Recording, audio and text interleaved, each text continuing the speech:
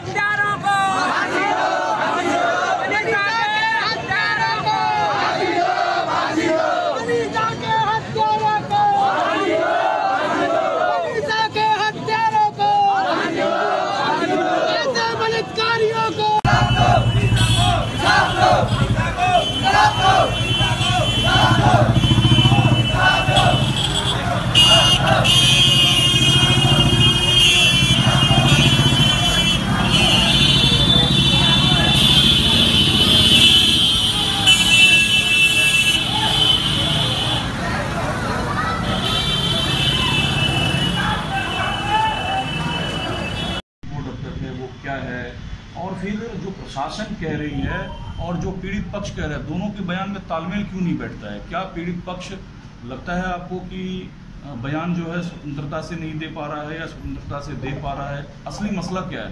देखिए, जैसा मैंने पहले कहा आपको कि हम पूरी तरह से पीड़िता के परिवार के साथ हैं, पुलिस और प्रशासन उनके साथ है, उनकी सुरक्षा के लिए, उनके तकलीफ के लिए। जैसा आपको पता है कि जो उनकी कुछ मांगे थी हाईएस्ट लेवल से स्वीकृत भी हो गई हैं और इसके लिए उन्होंने बहुत खुशी भी जताई और संतुष्टि भी जताई है। तो और पीड़िता के जिस तरह से बयान पीड़िता ने दिए, जैसे जैसे बयान आए, विवेचना में उन सभी धाराओं की गिनती की गई और जैसा आपको पता है कि जब अंतिम रूप से जब 4 टोटल अभियुक्त, एक नामजद और 3 प्रकाश में अभियुक्त जब आए, उन चारों को इमीडिएटली अरेस्ट करके जेल भेजने की कार्रवाई की गई। सर, कुछ पोस्टमार्टम या कुछ रिपोर्ट के बारे में बताएंगे जो इतने चोट के निशान थे, तो क्या था? देखिए, मेडिकल रिपोर्ट जो अलीगढ़ से मिली है उसमें चोटों के बारे में बताया है, लेकिन जो sexual intercourse, post sexual intercourse जो कहते हैं, इसकी उन्होंने पुष्टि नहीं की है। इसकी पुष्टि के लिए वो FSL की जो रिपोर्ट होती है, फॉरेंसिक रिपोर्ट होती है, उसका वो वेट कर रहे हैं। तो फॉरेंसिक रिपोर्ट जब आ जाएगी हम लोग उसको जल्दी से जल्दी मंगा देंगे। उसके बाद अलीगढ़ हॉस्पिटल का जो मेडिकल रिपोर्ट है उसमें रेप की पुष्टि नहीं है, रेप जैसा कोई मसला नहीं है। उसमें उन्होंने कोई फर्म ओपिनियन अभी नहीं किया जी। क्या हम ये मान कर चलें कि अलीगढ़ के मेडिकल या हॉस्पिटल रिपोर्ट के हिसाब से रेप की पुष्टि नहीं है? जी हाँ, अभी के हिसाब से डॉक्टरों ने यही कहा है कि बलात्कार की पुष्टि वो नहीं कर रहे हैं। वो तभी इसके बारे में फर्म ओपिनियन देंगे, पोस्ट राय देंगे, जब वो FSL की रिपोर्ट प्राप्त करके देखेंगे। कौन सा रिपोर्ट सर? FSL, फॉरेंसिक की जो FSL रिपोर्ट। दूसरा सर, कुछ VIP, कुछ लीडर्स के आने की आज सूचना आपके पास है? क्या तैयारी उसको? देखिए, ऑफिशियली तो हमें सूचना नहीं मिली है, लेकिन कुछ सोर्सेस से लग रहा है कि कुछ नेतागण आने के चाहते हैं, लेकिन हम सबसे अपील करते हैं कि अभी जनपद में न आए और किसी की कोई भी सब आम जन से भी और जो भी लोग हैं सबसे अपील हम लोग कर रहे हैं कि कोई भी ऐसा कृत्य हम न करें। इवन जो आप देखते हैं, आपको पता होगा कि जो पीड़िता के पिता हैं, उन्होंने रिटर्न में स्टेटमेंट भी जारी किया है कि माननीय मुख्यमंत्री जी की जो जो उनसे वार्ता हुई उसके बाद वो उनके जो पूरी तरह से संतुष्ट हैं और वो भी उन्होंने भी अपील किया है कि किसी भी तरह का धरना प्रदर्शन या इस तरह की चीज़ें जिससे कि शांति व्यवस्था बिगड़ सकती है और कोरोना काल चल रहा है जिससे कि लोगों को दिक्कतें बढ़ सकती हैं, इस तरह की न करें। हम सब इसी तरह की हम लोग भी अपील कर रहे हैं कि ऐसा कोई कृत्य न किया जाए। कौन लोग हैं वो जो आना चाह रहे हैं, कुछ नाम बताएंगे सोर्सेज से, क्या आप लोगों को पता है कौन यहाँ तक आना चाह रहे हैं? देखिए, कुछ राजनीतिक पार्टी जो दल हैं उनके नेतागण हैं, नाम अभी पूरी तरह से क्लियर नहीं हुआ है, लेकिन हम सभी लोगों से क्या राहुल गांधी, प्रियंका गांधी के आने की सूचना है आप लोगों को? देखिए, आधिकारिक तौर पर हमें कोई सूचना नहीं मिली है, लेकिन मैं यही बताना चाहूँगा कि किसी हर जो भी अगर ये लोग आना चाहेंगे तो आप लोगों के पास क्या तैयारी है, कहाँ तक आप लोग परमिशन देंगे आने को लेकर, कहाँ तक नहीं देंगे? देखिए, हम लोग रिक्वेस्ट करेंगे कि जनपद की सीमा में कोई एंटर ना करें, जनपद की सीमा में एंटर ना करें, ताकि जनपद का जो कानून व्यवस्था है उसको किसी भी दशा में खराब नहीं हो। हाथरस जिले के सीमा क्षेत्र में कोई भी राजनीतिक शख्सियत को आने की इजाज़त आप लोग नहीं देंगे? देखिए, हम पहले अपील सबसे जारी कर चुके हैं, आम जन से भी जारी कर चुके हैं कि ऐसा कोई भी कृत्य न करें जिससे कि कानून व्यवस्था में और आम जनमानस के में कोई भी भय का वातावरण हो। कोई भी अगर ऐसी कोई भी कृत्य करते हैं तो उनके खिलाफ कठोर दंडात्मक कार्रवाई करें। क्या बॉर्डर सील है? बॉर्डर पे हमारे जो हमने ड्यूटी लगा रखी है और गाड़ियों को हम लोग चेकिंग भी कर रहे हैं। किसी भी तरह से अनुवांछित कोई भी ऐसा न आए जो कि हमारे जनपद की शांति व्यवस्था को भंग करने की कोशिश करें। शुक्रिया, धन्यवाद। सीमाएं आपने सीज की है, क्या वो राजनीतिक दलों के लिए की है या आम जनता के लिए भी की है? पुलिस सभी को रोक रही है, गांव के अंदर सभी तरह से मीडिया का भी जाने के लिए मना कर दी है, तो क्या मामला है सर? देखिए, पीड़िता के परिवार के साथ पूरी तरह से हैं और लॉ एंड ऑर्डर को देखते हुए हम लोगों ने जनपद की सारी सीमाएं सील कर रखी हैं। गांव की जो सड़क है उसको भी सील किया ताकि अनावश्यक लोगों का आवागमन न हो। कोरोना, जैसा आपको पहले ही बताया, कोरोना के दृष्टिगत भी और पूरे जनपद में पहले से भी 144 की धारा लगी हुई है। तो हम आम जन से सबसे और हर तरह के संगठनों से भी अपील करते हैं कि कृपया किसी तरह का धरना प्रदर्शन आदि न करें। जैसा कि आपको पता होगा कि उनके पिताजी ने भी, जो पीड़िता के पिताजी ने हैं, उन्होंने भी रिटर्न स्टेटमेंट जारी किया है इसी सब को लेकर कि शासन और प्रशासन की जो कार्रवाई है उससे वो पूरी तरह से संतुष्ट हैं और उन्होंने अपील जारी की है सभी संगठनों को लेकर और आम जन को भी कि इसमें किसी तरह की धरना। सर, कल जो लोगों ने उपद्रव किया था सड़क पे आके, आगजनी की थी, तोड़फोड़ की थी, इसमें पुलिस ने उन लोगों के खिलाफ क्या कानूनी कार्रवाई की है? कितने लोगों के खिलाफ मुकदमा दर्ज किया है, क्या मामला? देखिए, कल कोतवाली क्षेत्र में कुछ लोग इकट्ठा हुए थे, उसके बाद उन्होंने जुलूस बनाकर निकलने की कोशिश की। पुलिस ने जब उनको रोका तो उन्होंने रुकने से मना किया और आसपास की दुकानों को बंद कराने की कोशिश की। तत्काल पुलिस ने हल्का प्रयोग करके उनको तितर-बितर कर दिया गया था और सुसंगत धाराओं में थाना कोतवाली पर कुछ ज्ञात और कुछ अज्ञात लोगों के खिलाफ मुकदमा दर्ज कर दिया गया है और हम उसमें वीडियोग्राफी भी कराई है और उनके वीडियोग्राफी के तहत और अन्य सूचनाओं के तहत हमारी टीमें सक्रिय हैं, हम उनकी अरेस्टिंग भी कराएंगे।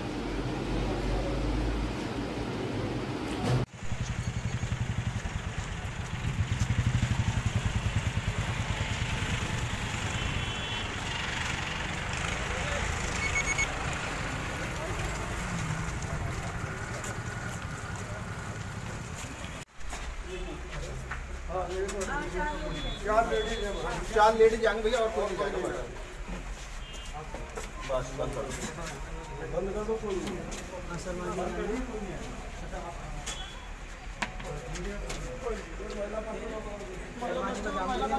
हम तो अफरोज भैया पे खुश हैं।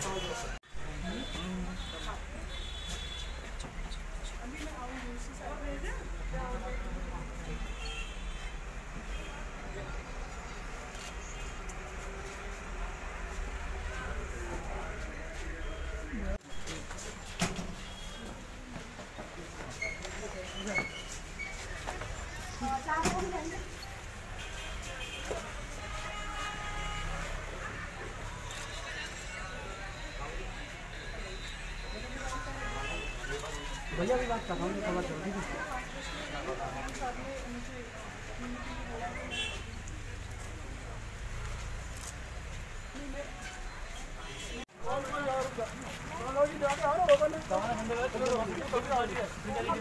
दो लोग जा रहे हैं, आप जा रहे हैं, आपके लिए मना कर दिया है, 2 लोग जा रहे हैं।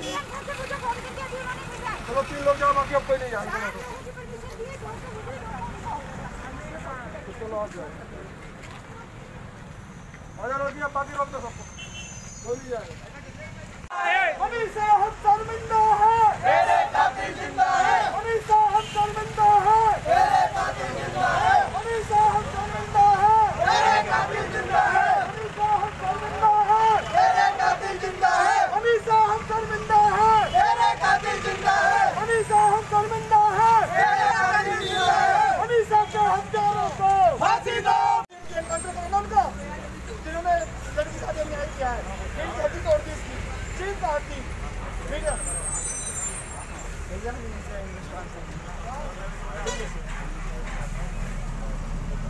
इंसाफ के लिए आए हैं और हम लोग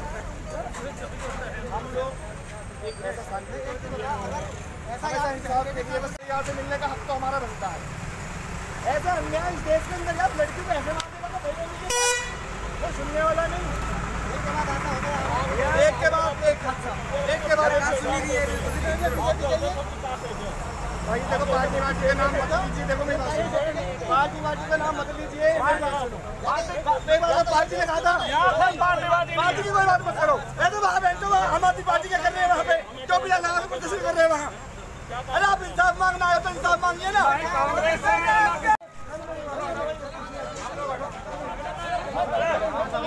लड़कियाँ आ जाओ,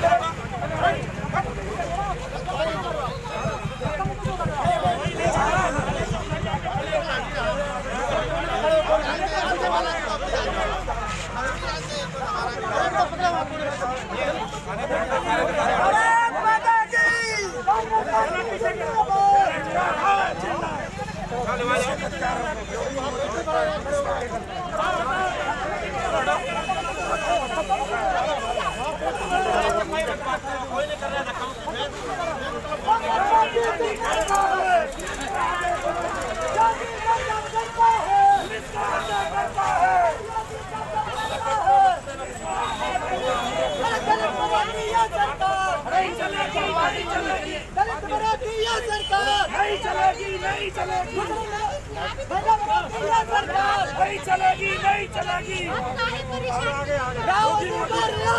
देर से आप यहाँ पर हैं और आपके साथ धक्का मुक्की भी की गई, क्यों अंदर नहीं जाने दिया गया? वकील से मिलने में क्या दिक्कत? देखिए, वकील से मिलने में ये यहाँ के जो ऑफिसर्स हैं उनसे आप बात कीजिए कि आखिर वो क्यों नहीं मिलने देना चाह रहे, हमसे उनको क्या खतरा है। मैंने एक बेटी को जस्टिस दिलाया है, बहुत सारी मुझे FIR वगैरह सब दिखाए जा रहे हैं कि ये रेप मैटर नहीं है या जो भी चीज़ें हैं। तो क्या उस बच्ची की डेथ नहीं हुई है? क्या इतने दिन उसने सफ़र नहीं किया? क्या उसका बैकबोन नहीं ब्रेक किया गया? क्या उसका टंग घायल नहीं था? क्या उस बच्ची की डेथ नहीं हुई? सवाल ये, तो मुझे उस परिवार से मिलना है और मैं मिलकर ही जाऊँ। और DM साहब से मेरी बात हुई है, IG साहब से मेरी बात हुई है, SP साहब से मेरी बात हुई है। उन्होंने कहा है कि मैडम लॉ एंड ऑर्डर का भी प्रॉब्लम है, आप वेट कीजिए, हम ट्राई करेंगे, हम आपकी वेट करें और हम मिले बिना नहीं जाएंगे यहाँ से। क्या यहाँ परिवार से आपकी बात कराई गई? आप काफ़ी देर से अंदर है, यहाँ पर प्रशासन का रवैया जो है उस पर क्या कहना है? देखिए, उनका सीधा कहना है लॉ एंड ऑर्डर, जबकि मुझे लगता है इतने चंद लोग क्या लॉ एंड ऑर्डर को डिस्टर्ब करेंगे। आपके पास तो लोगों से ज़्यादा फोर्स है, फिर लॉ एंड ऑर्डर आपका कैसे डिस्टर्ब होगा? तो ये बहुत बड़ी बात है कि एक तो जो बेटी के साथ क्राइम हुआ उसको नहीं रोक पाया, लॉ एंड ऑर्डर फेल रहा।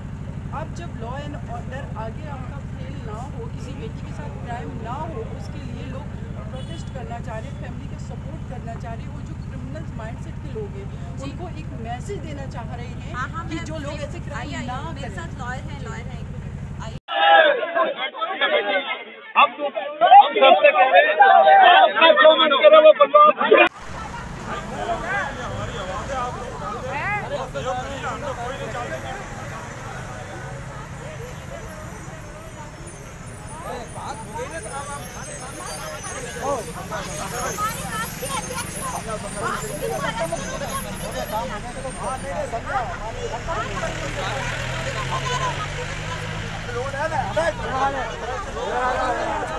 चलिए जाइए, बहुत हो गया प्लीज, काम हो गया। लोग का काम हो गया बस चलिए।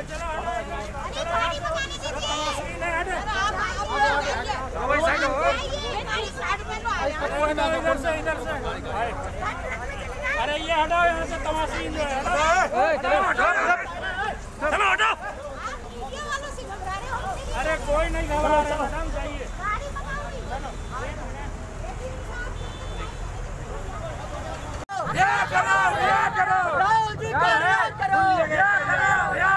दिया गया प्लीज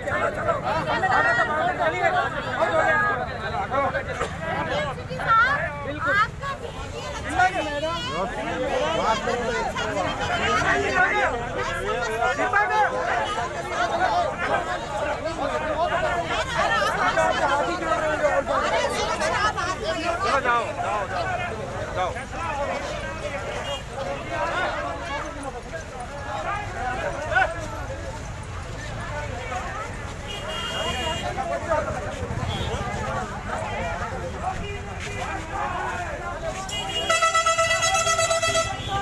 रिस्पॉन्सिबिलिटी है जो वो निभा रहे हैं, तो उसके लिए मैं उनको कोऑपरेट कर रही हूँ। दिल्ली से चलकर आप हाथरस तक आए और आपको यहाँ पे परिवार से मिलने से रोक दिया गया और बाद में आपको एक कार्यालय में बैठा दिया गया, इसको लेकर आप क्या कहेंगे? कार्यालय में उन लोगों ने नहीं उस तरीके से बैठाला। उन्होंने कहा है कि हम बात करते हैं, ये प्रॉब्लम है, सारी चीज़ें उन्होंने एक्सप्लेन की हैं और आश्वासन भी दिया है, तो हम इंतज़ार कर रहे हैं। और मुझे पूरी उम्मीद है कि ये लोग मुझे मिलवाएंगे, क्योंकि मेरी आईजी साहब से बात हुई है, मेरी एसपी साहब से बात हो रही है, मेरी डीएम साहब से बात हो रही है और मुझे पूरी उम्मीद है कि उनके परिवार से मुझे ज़रूर मिलने दिया जाएगा। और मैं यही हूँ, हाथरस में, मैं कहीं नहीं जा रही हूँ।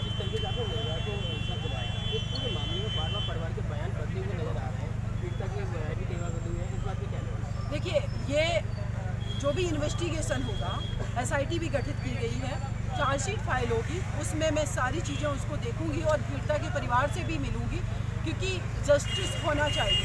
ये भी सच है, पीड़िता का अगर स्टेटमेंट बदला गया है, अगर परिवार ने बदला, लेकिन ये रियलिटी है कि उस लड़की पर अटैक किया गया, ये भी रियलिटी है कि उसका गला दबाया गया, उसकी स्पेन ब्रेक हुई, ये भी रियलिटी है कि उसकी जीभ भी डैमेज हुई, ये भी रियलिटी है कि वो वेंटिलेटर पे थी और वो 15 दिन में उसकी डेथ हो गई। 302 का मुकदमा है। आपको मैम जो एफआईआर कॉपी दिखाई दी, हुआ नहीं हुआ, जो चीज़ें अभी डिस्प्यूटेड बनी हुई है, वो जब चार्जशीट फाइल हो जाएगी, अगर नहीं हुआ है या हुआ है इस तरीके का क्राइम जो रेप की बात की जा रही है, वो ट्रायल का पार्ट है। अगर हुआ है तो डेफिनेटली उसमें उनका कन्विक्शन होगा, अगर नहीं हुआ तो 302 में तो कन्विक्शन होगा ही होगा। आपको एफआईआर कॉपी दिखाई थी? हाँ जी, मुझे एक्चुअली मेरे पास एफआईआर की कॉपी पहले से भी थी, क्योंकि मैं सीओ और एसएचओ साहब से कांटेक्ट में थी। एफआईआर की कॉपी मेरे पास थी, तो डीएम साहब ने मुझे एफआईआर की कॉपी दिखाई है और मैंने उसको देखा है। लेकिन अभी ये इन्वेस्टिगेशन चल रहा है, क्योंकि एफआईआर में बहुत सारे सेक्शंस नहीं आते हैं, लेकिन उसके बाद जब चार्जशीट फाइल होती है तो इन्वेस्टिगेशन के बाद नए नए जो भी डेवलपमेंट अगर होते हैं, किसी केस में नई चीज़ें पता चलती है, नए एविडेंसेस आते हैं, तो उसमें सेक्शन भी अलग बदले जा सकते हैं, जो भी चार्जशीट फाइल की जाती है। जी,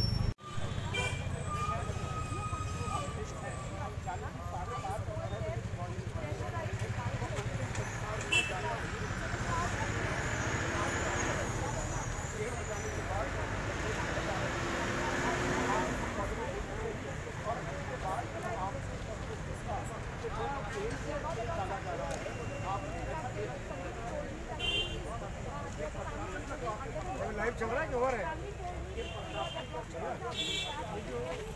कि इनको डर बहुत ज़्यादा है कि अगर मैं पीड़ित परिवार से मिलती और कुछ वो और भी सच्चाई जो है मुझे बताते, तो शायद कुछ और चीज़ें रियलिटी सामने आती। इसलिए इन्होंने पूरी कोशिश की है कि मैं उस परिवार से ना मिल सकूं। लेकिन मैं ये इंश्योर कर रही हूँ कि मैं हाथरस से उस परिवार से मिले बिना नहीं जाऊँगी। मैं यही हूँ, डीएम साहब, एसपी साहब और साथ में आईजी, हमारी सभी से बात हुई है और उनका कहना है कि हम मौका मिलेगा और हम मिलवाएंगे। तो अभी क्या आश्वासन दिया है डीएमएसपी ने हाथरस के ने आपको? उन्होंने कहा है कि मैडम आप थोड़ा सा वेट कीजिए और हम पूरी कोशिश करेंगे, आपको मिलवाएंगे। लेकिन ये उनका आश्वासन है, लेकिन मेरी भी ये जिद है कि मैं मिले बिना नहीं जाऊंगी। अगर वो अपना आश्वासन पूरा नहीं करते हैं तब भी मैं मिलकर ही जाऊंगी, क्योंकि सत्येंद्र से मेरी बार बार बात हो रही है, उनके ब्रदर से। उनका कहना है कि दीदी ये लोग मुझे गांव से नहीं निकलने दे रहे हैं, जो वहाँ गांव है उनका, और गांव के से करीब 1-1.5 किलोमीटर की दूरी पर उन्होंने बैरिकेड्स लगाए हुए हैं और वो बैरिकेड्स के अंदर से ये किसी को नहीं जाने दे रहे हैं, मुझे भी नहीं जाने दिया, लेकिन मैं मिले बिना नहीं जाऊँगी। आखिर मेरे से इनको क्या डर? और इनका कहना है कि नहीं स्पेशल हो जाएगा, अगर मैं आपको मिलवा दूँगी तो और लोग, और कौन लोग, आप किसकी बात कर रहे हैं? किसी परिवार का जो वकील है वो उस केस को हैंडल करना चाह रहा है, तो उससे मिलवाने के लिए अगर और लोग इसका ऑब्जेक्शन करते हैं तो आप उनको सेटिस्फाई कीजिए ना। आप ऑफिसर हैं, आपकी रिस्पॉन्सिबिलिटी है, ड्यूटी है कि आपको कैसे उनको टैकल करना, आपको टैकल करना नहीं है। आश्वासन पर कब तक आप इंतजार करेंगी कि मैं पूरी रात यही हूँ, मैं कहीं नहीं जा रही हूँ। अभी हम पुलिस स्टेशन से करीब मुझे लग रहा है 300-400 मीटर की दूरी पर हैं, हम फिर अगेन जाएंगे और उन लोगों के नंबर मेरे पास हैं, और अगर ये लोग नहीं मिलेंगे तो हम तो जाएंगे। गांव मुझे जाना है, मैं खेतों से होकर के जाऊँ, रास्ते से जाऊँ, कैसे भी जाऊँ मैं जाऊँगी, उस परिवार से मिले बिना नहीं रहूँगी जी।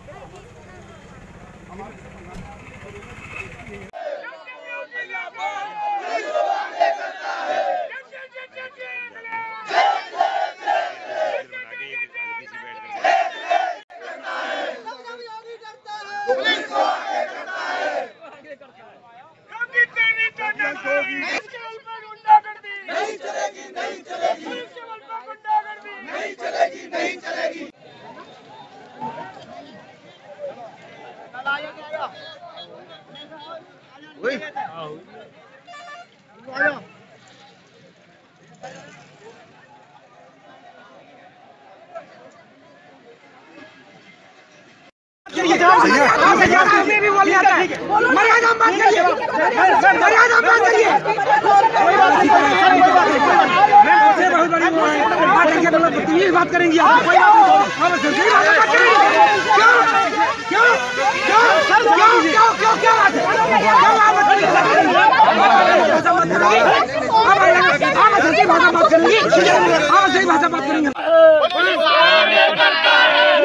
तेरी गुंडागिर्दी नहीं चलेगी, नहीं चलेगी, मोदी तेरी तानाशाही नहीं चलेगी, नहीं चलेगी। नरेंद्र मोदी मुर्दाबाद, मुर्दाबाद, मुर्दाबाद, नरेंद्र मोदी मुर्दाबाद, मुर्दाबाद, मुर्दाबाद। योगी हमसे डरता है।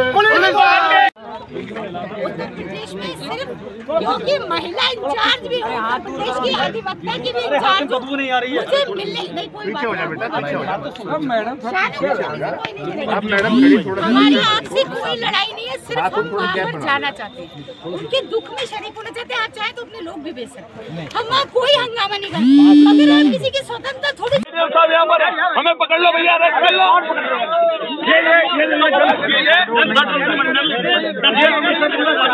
हमारे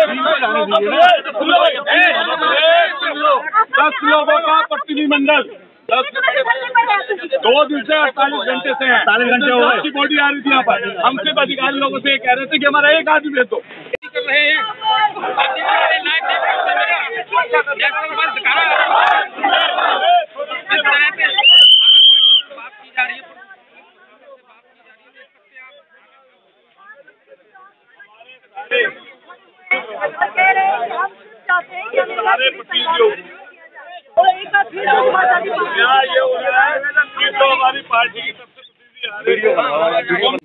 मुझे उनसे मिलके आने दीजिए, मैं प्रियंका मैम को मैसेज कर दूंगी कि मेरी मुलाकात हो गई, वो वापस चली जाएंगी।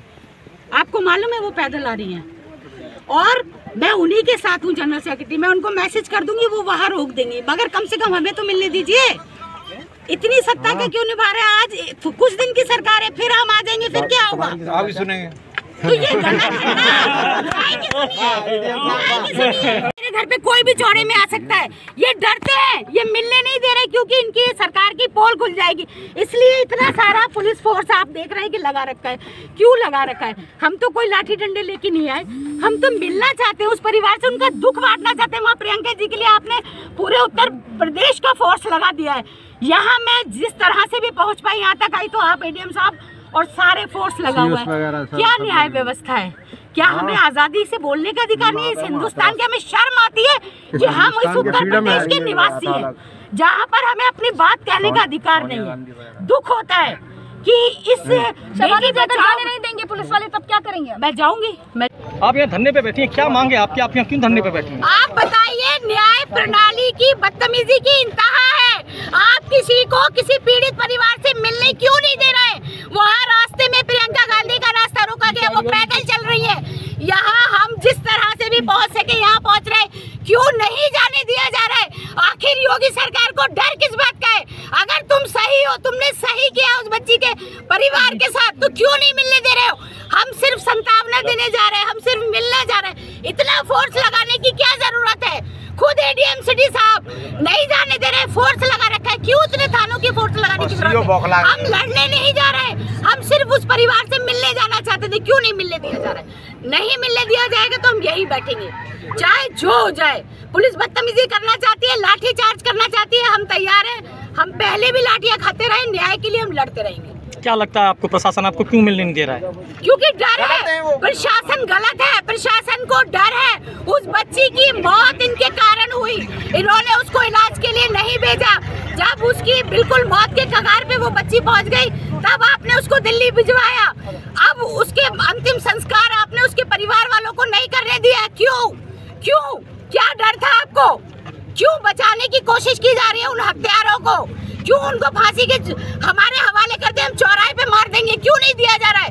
इस तरह से क्राइम बढ़ता जा रहा है। एक तरफ नारे लगाते हो बेटी बचाओ बेटी पढ़ाओ, यहाँ तो बेटी मरवाई जा रही है, जलवाई जा रही है।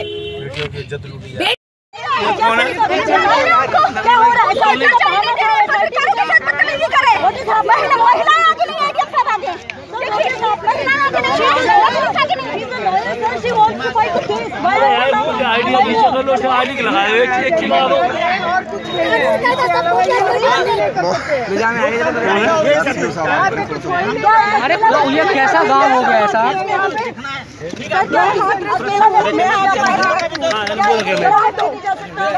अरे तू पीछे 1 मिनट के लिए यार, ये के ऊपर मत चढ़ो यार भाई। 1 सेकंड, चलो ठीक है, ठीक है। पहले तमीज से बात करिए। क्यों रोका जा रहा है? उच्च अधिकारियों का आदेश, कौन है? उच्च अधिकारियों का आदेश, एसएसपी कप्तान साहब ने बोला उच्च अधिकारियों का आदेश, ये हमारा अधिकार है। अधिकारियों का आदेश। कौन से उच्च अधिकारी का आदेश? और ये केस मेरी बात कर रही है, आप बात करो, ऑर्डर दिखाइए। आप बात करो। हम क्यों बात करें? आपने रोका, बात करके बताइए।